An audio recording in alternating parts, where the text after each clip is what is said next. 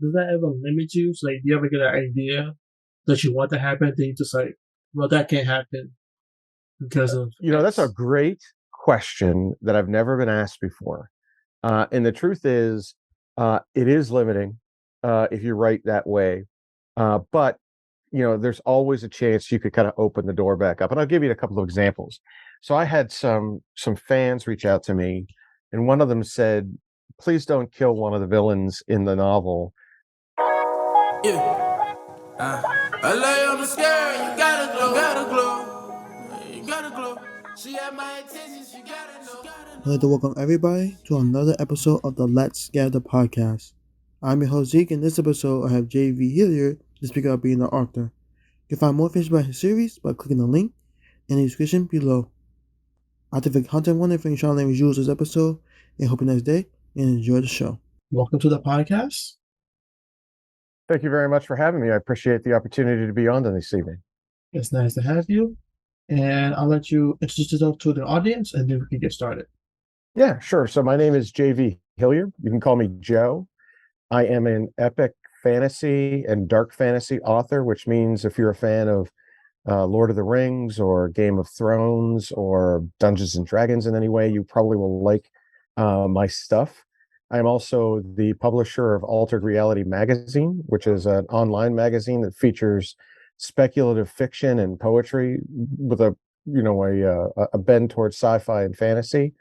And my fantasy novels are being transformed into a video game that will be an augmented reality and video reality game that will be relaunched in 2024 with its completion and some of its proof of concept demos done in the 2023 timeframe. So got a lot on my plate. Thanks for having me. Nice. Thank you for wanting to be a guest. So let's break all that down. So you're saying about a lot of writing. So why did you choose writing as like your passion? So a few things. When I was younger, my uncle was paralyzed in the war. He was a Marine, and I grew up in his bedroom. And my mother was his nurse, and there was limited things that he could do with his life. One of which was write, and so I picked up. I kind of idolized him in many respects, and and that was his form of escapism. It was something that he could do to get himself out of his physical condition that he could no longer control. So he would write short stories and pulp fiction that would be published in traditional magazines. And most of it was like horror or gothic, that kind of stuff. And then I got introduced to Lord of the Rings and Tolkien when I was very young. I was in the fourth grade. And one of my teachers had like a health condition, and he left for the end of the year. And that last month, my substitute teacher took over and read us Lord of the Rings and Tolkien, and I just fell in love with fantasy adventure. Like anything that had to do with it, I couldn't consume enough of it. So, I went home and told him about it, and he started getting me involved in writing. And at the time, it was fourth grade kind of stories, but he entered me into an eighth grade writing contest when I was in the fourth grade, and I won. And I went to go collect my award, and my mother took me there, and everybody was looking at me like, "What is this kid doing here?" But I've always found that writing has been a calling of mine. It's something I do in my professional life, but it's a lot of nonfiction stuff. I do defense lobbying and technology lobbying in DC. So I do a lot of writing. I write policy papers, I write speeches, I write grants and things like that. And so to translate that into something that was fiction was always a lot of fun and something that's become a second career for me. Nice. You do all the writing that I won't do in life. But thank you for that. Yeah. You're welcome, I guess. And nice. So then you talk about fantasy. So what is it about fantasy that captures you? So it's the escapism, right? It's entertainment and escapism. I get enough realism in my life that I don't need any more. And for you to cheer for a hero in a movie, or fall in love with a story in a book, is something that's always captured my attention. I think it's something that most people like to get when they've got some downtime, right? They want to be entertained first and foremost, and some of us like to be entertained in certain ways, and then my way is reading or watching a good movie on the big screen, or even falling in love with a series on Netflix or HBO or something like that. And I think that the genre of fantasy is one that's of heroes and gallantry and swords and sorcery and a lot of fun. So everything from like Conan the Barbarian when I was young, and watching that original with Arnold, all the way up to the most recent like Rings of Power on Amazon or House of the Dragon on HBO. I've always been attracted to that kind of stuff. Why? I just think it's because it's so grand, it's so epic, and it's something that I like to participate in now as a writer. I get to focus on creating my own realms and my own stories with my own heroes and villains, and just something I love to do. Cool. And what's that? But so yeah, fantasy. And then when you writing, what do you expect people to get from your writing? So first and foremost, I hope they're entertained by it. But there's also some lessons, that you embed in it too. A lot of the themes that I put in book one follow along, stuff like duty. There's a character in the novel that's protecting the borderlands from monsters, basically, and he chooses the life of duty to help his family and his village, as opposed to what he's a noble, he could easily leave and go elsewhere, but he's decided to serve his people, and a lot of that is kind of like reckoning or sort of like harkening back to what my uncle had done. Like, he didn't have to go to the war, he chose to be a Marine, he chose to go there. And I think that some folks need to read about that. And in this novel, there's a lot of that where not only is he choosing duty at the border, but he's also choosing duty not to fall in love with the woman that he really has feelings for, because she's above his station. And there's a lesson in there too. I make Ritter, who's one of the main characters, Trollborn, and he's a character of mixed blood. He's kind of like a Muggle from Harry Potter, where he's not a true blood. He's part elven and part human, and they're kind of looked down upon by the cultures. And he falls in love with a princess of the highest elven stock, and she's forbidden from being with him, and he's forbidden with being with her. And it's that clash of like unrequited love, and does he choose to do his duty and walk away from his love, or does he try to fall in love with her anyway? And does she cross over her own social issues and put them aside to be with the person that she loves? And I think that's those kind of struggles are really critical to a really good story, and I think you find them in a variety of places. Whether in my case I chose duty and forbidden love, but there's plenty of struggles that you can find in Star Wars or Star Trek or Lord of the Rings, where it's a matter of honor and duty above other things. And that's kind of what I focus the themes of the novel on. And continue with that, what's your favorite type of story? like how to say the 7 stories, like the hero's journey and all that stuff? What's your favorite type? Hero's journey, right? I mean, come on, man. I mean, like, that's what that's to me, it gives someone a chance to rise up against odds, and I find that most appealing, right? And I think that a hero's journey, whether it's you're reading it in the Odyssey, or you're reading it in modern day contemporary stuff with Apollo 13 or any of that kind of stuff, where you could cheer for somebody who's going above and beyond and putting their neck on the line and may not come back for some greater good. Sometimes that's love, sometimes it's protecting family, sometimes it's protecting a nation. In other cases, it's just someone who's completing a quest, like King Arthur and Percival, who goes out and finds the Holy Grail. That kind of stuff is heroic, and it takes me away from my day-to-day stuff, which oftentimes can be filled with realism, and in a way that I like to see those heroes win and get to cheer for some folks. Nice. And to take a step back to when you say you was a 4th grade, won an 8th grade writing test, writing competition. I mean, did you have any doubts, or you was like a child, like, hey, let me just do this? Yeah, my uncle told me that my writing was strong enough to do it, and you don't know how you test out against that stuff, and you don't know what to believe. And when you're young, you hope that you can be something someday. And that's something I've always wanted to was an author.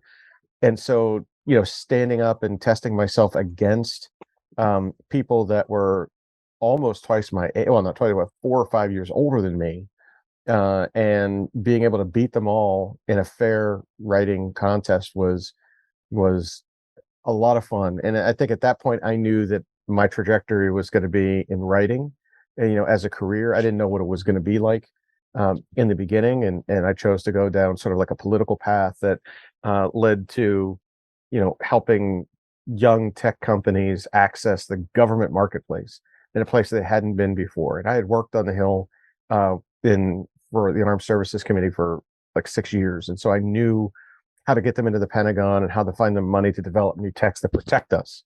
And it was a way for them that they didn't know how to do it, and so my writing skills helped sell their stuff to the right people to get funded.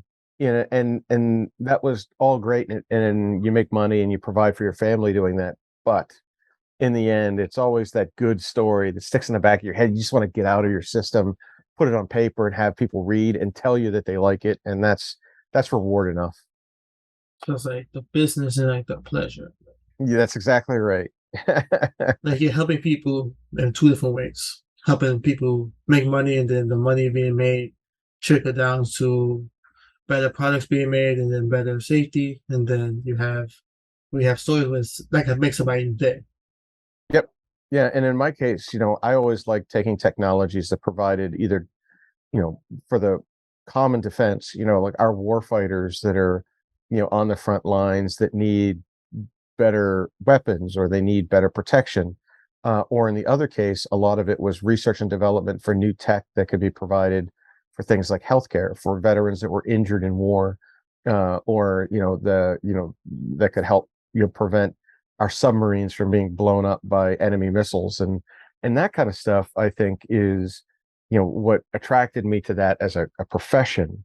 And now that I'm going down the path of being a full-time author, it's been a big transition. I'll tell you, you get a lot of interviews in politics, and everybody's looking for a gotcha moment, and they're out there, trying to get you to say something you shouldn't say, and they're going to film you, and it's going to be on the news. And then you come here, and you're with a bunch of creatives, and all they're trying to do is uplift you. They're trying to help you be successful. They want you to do well, and you want them to do well with you. So you're pulling each other up as opposed to beating each other down. And it's so much more. I'll never forget my first interview as an author. I studied almost like a day and a half, like figuring he was going to tear my book up. It's going to be a big, constructive criticism thing. And one of the questions he asked me was what season of the year I like to write best in. And it was at that moment I knew that this was a different industry. This was something that it was more about what sparks stuff up here and how we could help each other, as opposed to, the things I have to put up in Washington. So it's very refreshing, and I think I'm on the right path. That's that question. I saw that question, and you probably studying like, here's all the literary devices. Here's how everything connects. Having all your points. Like here's all like how we had to write essays about writing, how to improve our facts, and then you just like, how's fun? What's fun about writing? Yeah, exactly. It's so casual. And before it was like a debate. It was something where if you weren't ready for that interview and didn't know how they were going to interview you, it could be very confrontational. In here, there's no confrontation. It's how can we help you? Let me tell your story for you. Let me read your stuff and tell you what I liked about it. And having conversations about that is, I can do that all day long. It's just a lot of fun. Nice. I guess I can see the reason for both. Like creative is mostly people create better in like a positive environment, and then when it comes to like the political, is mostly like there has to be competition because you need the best, and you don't need. Yeah, you really need the best to do what they do. Yeah, that's well said. I mean, when you're dealing with war or you're dealing with international politics, you can't come in second, right? You've got to come in first. And so it's very important that it's that way. And so they're grading out the technologies of my company very harshly. They want to put them through the proving grounds to make sure that they work, because they can't be tested in the field. You got to have something that works and you can count on. And that's something that it could be deadly. It could be very important to the culture of the United States. And this side of it is kind of relaxed. I don't mind. I've been doing the other side long enough. Someone else could do that for a while. I want to cruise into this for a little bit and enjoy myself. So it's been fun. Nice. And how has your rating changed since you was younger to now? So my ratings changed in a variety of ways. When I was younger, the hero always won. And the guy gets the girl and the treasure's found and you slay the dragon. And and I think that to write a successful fantasy novel, you have to inject some realism into it. And sometimes the good guys don't always win, or if they do, it's at a cost. And I've matured as an author in doing that. Plus, I've learned how to do this in a way where I'm a big time planner. Like I want to make sure that all of the aspects of the novel are in there, and I can't just sit down and kind of write. This is something that I do much better at by planning things out. And so I have outlines, and I talk to my beta readers and talk to friends and bounce ideas off of them. And then once I'm comfortable with what I'm writing, then I can start writing it. And I think that's changed over the years. In the beginning, you just start writing a story and then you're not really sure how to end it. But then when you learn how to do it better, at least for me, if I know where I'm going, I can write the story towards that. And I think that's helped me grow as a writer and as a professional. Nice. So talk about your writing style, like your writing structure. So with writing, so how far ahead do you keep planning? So like you write multiple books, and how do you keep up with the characters and traits and stuff like that? Well, you're gonna love this answer. I write my novels from the end to the beginning. I reverse them. And so I already know what's going to happen at the last chapter in the last book because it's already done, like in my head. It's not written, but I know the arc of that story. I know where I'm going with it, and that allows me to keep a measure of control of what goes into every one of my books. And I tease people all the time. I say there's no empty real estate in my books, because if it's in there for a reason, and that way you can reflect on some of those characters and why they did certain things at certain times. I think it builds their character arcs and some of their own, growth as characters. I think it also helps with the complexity of the plot. When you're writing epic fantasy, you're writing something that's really big. You're talking about hundreds of years of history that you're asking readers to catch up on, with current day heroes and villains that they need to learn. And there's plenty of them to do that. And then looking toward the future, like what's going to happen. And so for me, when I started planning the 4-book series, I started at the end and worked my way back, and then divided them up at logical points and made 4 books out of them. And then I started writing book 1, book 2, and now I'm on to book 3, which is going to come out here in the holidays of 2022. Book 4, which finishes the series, should be out sometime April or May of next year. Nice. Does that ever limit you? So, like, do you ever get an idea that you want to happen, then you just like, well, that can't happen because of that's a great question that I've never been asked before. And the truth is, it is limiting if you write that way. But there's always a chance you could kind of open the door back up. And I'll give you a couple of examples. So I had some fans reach out to me, and one of them said, please don't kill one of the villains in the novel, because he's your Boba Fett. Like that's the guy that you want, that everyone's going to remember from Star Wars. This is your Boba. Don't kill him. And I was going to kill him. Right. But you hear about it from fans and you're like, all right, well, maybe I should make him almost die, or like a close call or whatever. Or there are other characters in the novel that they want to see more from. Like I have a comic relief character. The guy is his name is Blue Connie, and he's got this tattoo of a blue raccoon over his face, and he's a little hobbit, but he's like on steroids. The guy's like monstrous, and he fights with 2 swords, and he rides a war dog and stuff.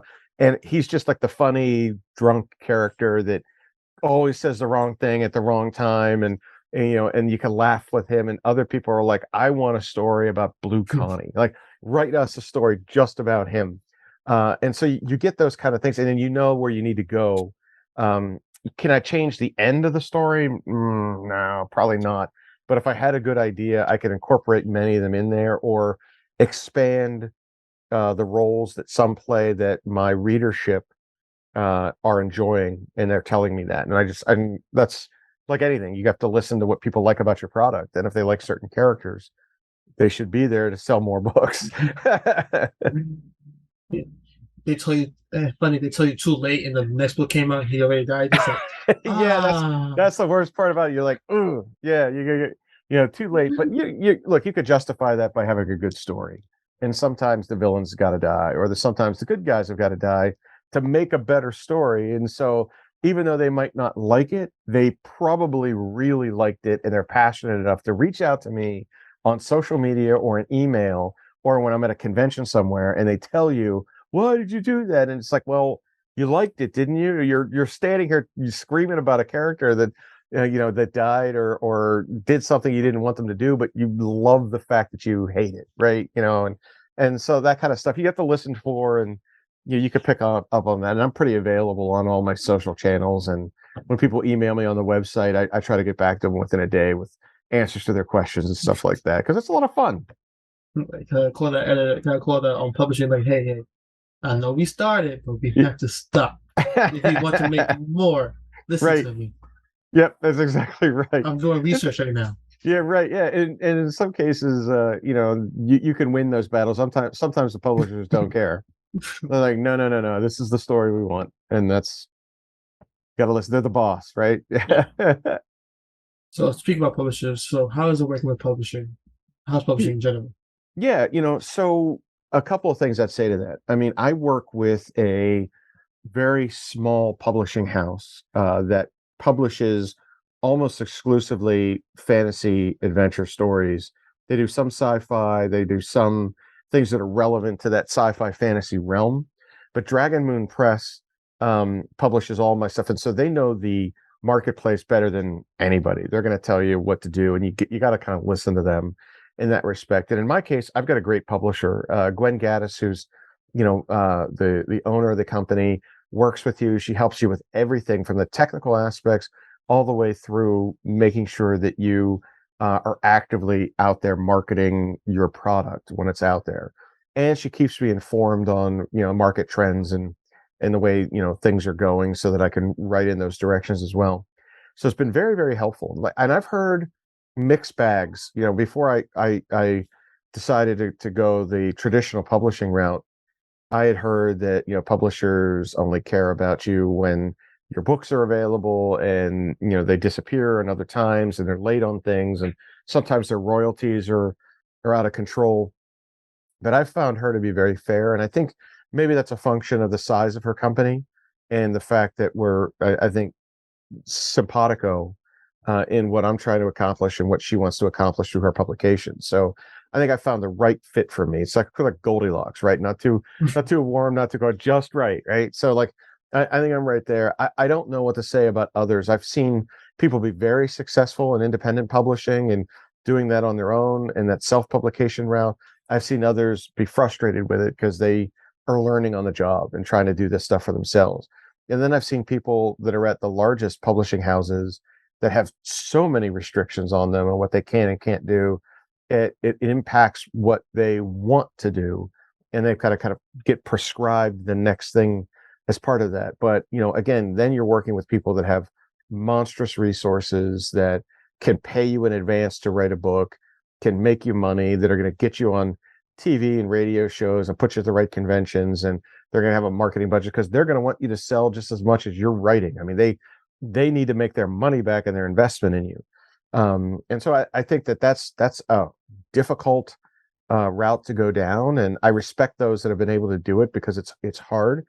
I think for me and where I am, especially in this part of my writing career, I think I'm pretty happy where I am. And not to say I wouldn't do something that's self-published, or I wouldn't do something that was with one of the big 5 or big 6 firms. I would likely look at all of those scenarios. But for right now, I'm pretty comfortable where I am. Nice. And when you're writing, do you ever sometimes switch into like professional mode when you start writing too technical? Yes, yeah, that happens. I'll tell you, that's a really good question. When I first started writing fiction, the two problems I had were dialogue and pacing. The dialogue part didn't come natural because during my day job, I'm writing no dialogue. I mean, the closest I came to it was speech writing, right? Where you're writing something for an elected official or your client that's going to go and offer remarks and testimony and stuff. And that's less dialogue and more conversational. Like you're going up there and talking about facts, and we're going to be engaged in a debate. I didn't do any of that. And so when I started to write, I had to learn to write dialogue in a way that made sense. And I think over the last year or so, I've gotten much better at it. I know I can still get better as I continue to write. And the other side of it was pacing. Like when I wrote this novel, it was supposed to be one big standalone novel, and it was like my bucket list thing. And I got it out of my system, and now it's put it out there in the world and hope people like it. Uh, and what I found was my publisher said, look, fantasy novels are typically series. Your readers are going to expect a series. And I'll take a look at what you got, but you're going to have to promise me a series. And so I realized at that point that it was going to be a bit of a career change. Like I was heading down a path to do something that was its own business, right? Like I had to treat it like my books are my products and I'm my brand.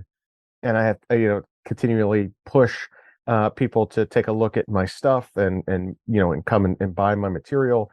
And that's that's different. So you sometimes, when I go to write, I'll fall into those traps where I become super descriptive, and then my editors will be like, wait, this is way too much. You got to get right back into dialogue. Drop us right into the scene instead of describing what you see out, and this is what the castle looks like and things. You can put in a line or two, but it can't be 3 paragraphs, and I've fallen into that a ton. Or when I personally love writing battle scenes. And so I had one scene, it was an entire chapter long. It was the same battle, right? And it's because it's a lot of fun to write those things. And when you're in the moment writing them and you're listening to music and it's getting you fired up and you're writing, you sometimes, kind of drop away from realistic writing and you just write, you're just hammering away. It's just flowing. It's coming out of you, and then you get this stuff and you send it to an editor and they're like, hey man, can you make this like a third of the size that it is, or else people are going to lose track of what's going on, or you have too many names here, or whatever. And so sometimes, yeah, I mean, I fall into the trap of professional writing, or I fall into the trap of not remembering that I'm a writer and I'm just telling the story through words as opposed to, really thinking about how it needs to be written like a professional writer would. And then you get to like defense and things. So go back to the defense. It's like, you know what? Go back to the defensive writing. It's like, here's how the castle's defense is in certain situations. Yep.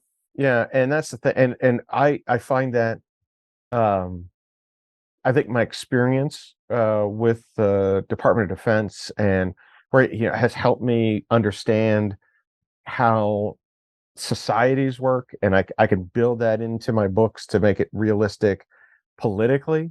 And then from a defense perspective, I've always been sort of like an amateur military historian. I love that kind of stuff. And being able to introduce cool technologies that people didn't even know existed, like in the Middle Ages or the medieval times, and you're able to bring them into a book and they think, wow, that's really cool. Where'd you find that? And I'm like, well, these guys did that when they invaded Constantinople back in 800.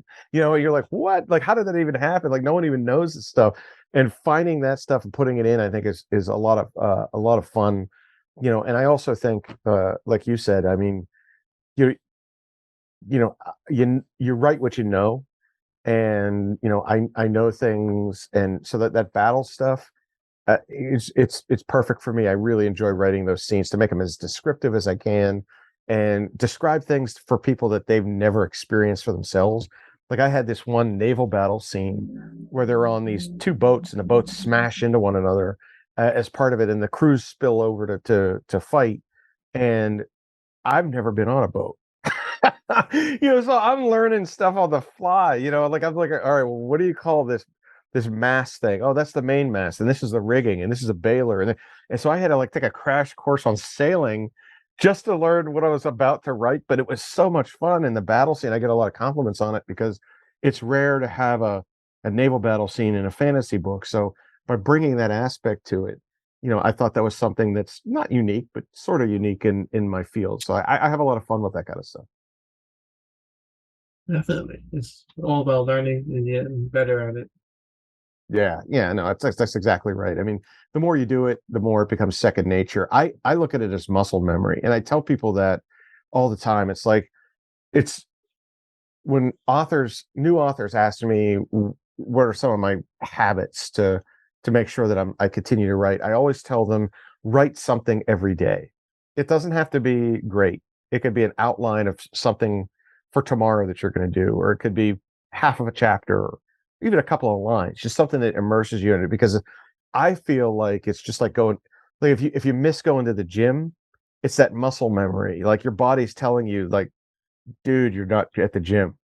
You got to go to the gym. Like we're expecting you to go to the gym, and meanwhile you're like, oh, and then you feel guilty about it. Well, I want writers, because I'm that way too. If I skip a day or I'm missing like 4 hours of writing time, I feel guilty about not doing it.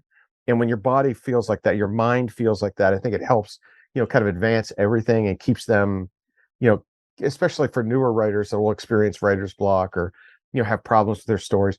That way, there's always some activity they can engage in that keeps them through the process, so they don't quit, because it's not easy. Writing a book is not easy. And if you're inspired enough and passionate enough to do it, you should do it. And that's my one free trick of the trade. Do it every day, even if it sucks. Just get up and go to the gym with me. In this case, go to your computer and start pounding away at your keyboard, and get it done. Yeah, I'm done my writing. I'm just like, I'll stick to writing emails. Just nice lines. Fair enough. So let's get okay. And we're back. So what I'm gonna get into next is the turning your books into a video game. Turning my books into what? To a video game, like augmented reality. Oh yeah, sure. Yep. So what was the inspiration for that? Yeah, so I got contacted by a video game company called Melderverse, and they loved the book, and they had approached me about being licensing my intellectual property from the realm of Warminster to create an augmented reality, virtual reality video game. I don't think it's the first of its kind, but it's one of the first of its kind. So, as a gamer, I don't know if you're a gamer or not, but like if you are, you could play it on your computer, but you can also play it on your phone. There it is. You can play it on your phone like you do Pokemon Go or Harry Potter, or you could drop on your Oculus and play it on there. And the concept is really combining a lot of people's favorite things together and using the four novels of the Warminster series to pull together a story that they can follow through. So like book one, your character can level up, and this will be 3D avatar version of yourself. You can create a knight or a sorceress or a rogue or whatever you want to create, and it'll allow you to go into the game and build your character the way you want your character to have it. So if it's a big barbarian with an axe, or you're a swashbuckler with a rapier, you can do anything you want to do in the game, and it'll allow you to purchase land while you're in the game and build your own castles. You will get knighted, and as you collect items that will help you in the game, they're going to be tradable.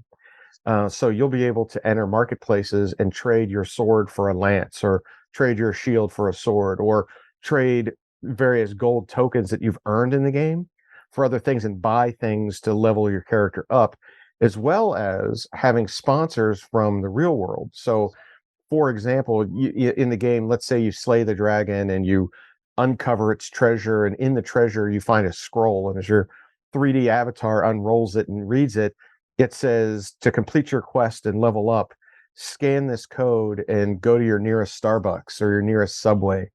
And when you do, you go there and use the augmented reality version of the game, and you take your phone and you show up there and you put in the QR code in the AR version, and then you capture a something that's there, like a Pokemon would be. And you play the game, and then it says, congratulations, you're now level 2, and here's a free Coke, and we're going to give you $5 off your next Subway purchase, that kind of stuff. So you're able to earn stuff in the real world that you can also trade in the game. And it's like the electronic NFT version of that, that you're able to do and trade these e-coupons or e-gift certificates, back and forth and things, which we think will drive interest from sponsors, for the game. And, I'm sure you've played games where you've seen some of that stuff in there already baked in. This is the next generation of that. And this is really going to be a Web3 immersive experience kind of game, which is why it's a bit far off, but it's being developed right now. We've partnered with Niantic, the company that makes Pokemon Go. So a lot of that technology and the use of it, you'll see in the augmented reality portion of the game. This thing pops on like how live mayor's calling you like, hey, there's people just running in and out of Starbucks. I'm gonna need you to stop that. Yeah, well, the hope is that they've already bought in and they're part of the sponsorship, right? And they know it's coming. So you've been at restaurants before where you see QR codes and and then you create your own sort of virtual wallet, and they send you promotional materials, or collectibles, and you collect them, or the promotions, you redeem them when you go back in, and it's to encourage you to come back into the store. Same thing's going to happen with Starbucks, right? Like you're going to go in there and complete your quest, and they're going to want you in there because they know while you're there, you're going to get a coffee or an iced tea or buy a Danish or something like that, because they're going to give you one for free. So you're going to walk into that line, and it's going to be driving traffic into those stores.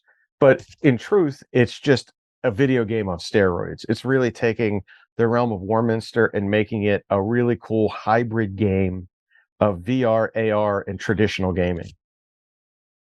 Yes, I can see this. And then with people who read the books, they can have a better, like a more rich experience because they have a past, or like they have more context with the characters in the world. You got it. Yeah, that's exactly. And frankly, some of that's happening now. We have a Discord channel where you've even invited early adopters to come to the realm of Warminster, and they can complete quests. And in doing so, their characters that they're developing are leveling up, and they'll have an advantage over others that are just starting when the game comes out. They're kind of helping us gamify that portion of it and learn what they like to do and what they don't like to do. And so some people are their characters are literally becoming blacksmiths, or other people are becoming bakers, so that when you come into the realm and you're ready to go on your quest and you need a suit of armor, you got to go see them, right? Or they're buying property and using that to build their castles or their strongholds or whatever. And they're earning points now that they can redeem later and kind of get a head start on everybody else, which is really a lot of fun. And the community's great. There's a lot of people that are buying things for people that can't afford them and giving it to them. So they're just a part of the process. We've given away free things just to get people involved in the game. It's a real cool, tight-knit community that's having a lot of fun doing this. So what you're saying is I need to start getting my legs ready for running exercise. Maybe. Hit the treadmill, man. Getting a portable charger, but okay. Just stuff. Yeah, that's exactly right. Make sure your Oculus is on tight. So that's a little bit about the game. Nice. Are there any questions or anything you want to say I didn't ask or forgot to ask? No, I think that covered it pretty well, man. I'll tell you what, this hour has flown by. Yeah. It's been a really fun interview, man. I appreciate you doing it. No problem. Okay, so I guess we get into the last 2 questions. Yeah, fire away. So what would your origin story be? So you can make up a story, you can tell a real story. How would you like to represent it? So we should make a book, TV show, series, video game, anything. Yep. And what would you name it? All right. So I've given this some thought, right? So in my case, if I'm going to do it, it's going to be autobiographical, right? I want it to be a story about me going through like a sort of like a life of Joe, which is what I would name it. And just kind of taking people through this crazy life that I've lived, like growing up, my uncle was like a second father to me. And there's this story, this really cool story behind like this superpower, right? That he's given me. Like he, because of his condition, he imparted on me something that I might not have gotten before. Like I was we came from very poor means. My family was from a projects here in Pittsburgh. And it was through his service and some other things that we were able to kind of get ourselves out of there and own a home for the first time. But for him, when he got injured, the family rallied around him, and the story of his life and how that impacted mine and how that he transferred those skills to me and it became a passion for me, I think is a really cool sort of autobiographical story. It's sort of like the life of JV Hilliard, right? That kind of stuff. And I can see that being sort of like a mini series. Not, I don't know if it's like silver screen worthy. There's not going to be too much action in that. It's going to be me basically, doing a lot of writing, so I think it has to be more story. And if I were to break it down, I would break it down into the 3 parts, like the young life, learning how to be this stuff that, and my uncle. And then when he passed, sort of like that's the end of act 1, and act 2 starts with me finishing college, going to DC, working with the Pentagon, working with Congress, and learning that stuff, but always kind of, while I was doing it, becoming successful in my profession, but kind of pining for this career as an author. And then act 3 is COVID. If COVID hits, DC shuts down for like 18 months. I got nothing to do. And my wife is looking at me. She's like, "You're not going to sit around doing nothing. Go do something." So I snuck into my den and I started writing this book. And so all that stuff that happened in act 1 comes to life in act 3. And it's embedded in this 4-book series that launches, part 2 of my life and my career, sort of like the back 9, to use a golf term, where I've got a chance to make this pivot. And there's a silver lining in this really bad thing that was COVID, but it allowed me to kind of change the direction of my profession and do something that I'll be really happy with when my life is over. And I think that even though that might not be I'm not wielding a sword or out there with a gun or flying a spaceship, I think that it's a cool story that kind of wraps back into the sacrifice that my uncle had made, at the war for his country, me learning some of those principles, and then me embedding those principles in the final story of the realm of Warminster. Excuse me. Nice. Yeah. And before I forget, so with your uncle, he was a Marine, and then you went into like political DC stuff, like for defense. So like whatever he did, pretty much, so led you to both paths. Yeah. So I was the first person in my family ever to go to college, right? So both of my grandfathers fought in World War I and World War II. My uncles and my real father all were, in a variety of other services, the Navy, the Army, and the Marines.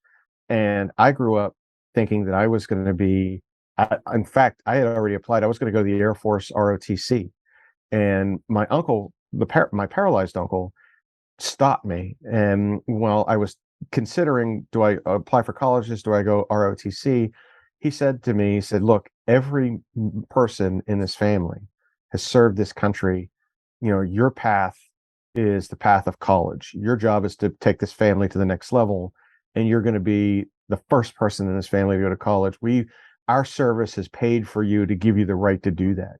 And he convinced me into doing it, and I've never looked back. But I did use that to serve in a different way. I mean, working in the defense industry and helping our country develop new technologies that save the warfighter or, provide for the warfighter if they're ever injured. It's a passion of mine. And I was able to kind of, I think, turn that into my public service, by helping folks that were homeless when they came back from the wars or had medical injuries. And I've served on a number of boards. I served on the Veterans Leadership Program here in Pittsburgh. I've also worked with Operation Troop Appreciation, because it's, the military service and the service of country has just been embedded in me, in all of my family. And that was my way of saying, look, I'm not going to ignore that. I'm going to recognize that. And I will serve those who serve in the same way. But now I'm going to go ahead and, take the next step and go to college and, and build the family in the next step without it having to be something like we had in the past. So, and that's really what's kind of worked out. It's kind of living the American dream in my own little way. Nice. Well, I thank you for joining the podcast and let everyone know where they can find you. Yeah, so thanks for doing that. It's really easy for me to be found. You could find me at jvhilliard.com, which is my website, or if you're looking for me on social media, JV Hilliard Books will find me on Twitter, TikTok, and Instagram, and Discord and Facebook is just JV Hilliard. You could find me there. And of course, my publisher is dragonmoonpress.com, or all of my material, whether it's an audiobook, an ebook, or paperback, you could find on pretty much any, if you go to Barnes and Noble or you go to Amazon or Apple Books or wherever, you're going to find me pretty much anywhere. So, if your listeners and you're like the story and want to jump into it, you could find me there. You could buy it on my website. Nice. And thank you again. That brings another episode of the Let's Gather podcast to a close. Again, you can find more information about JV Hilliard's series by clicking the link in the description below. For next week, I have Rick Doherty to speak about domestic abuse. Hope you enjoy that day, and I hope to see you there.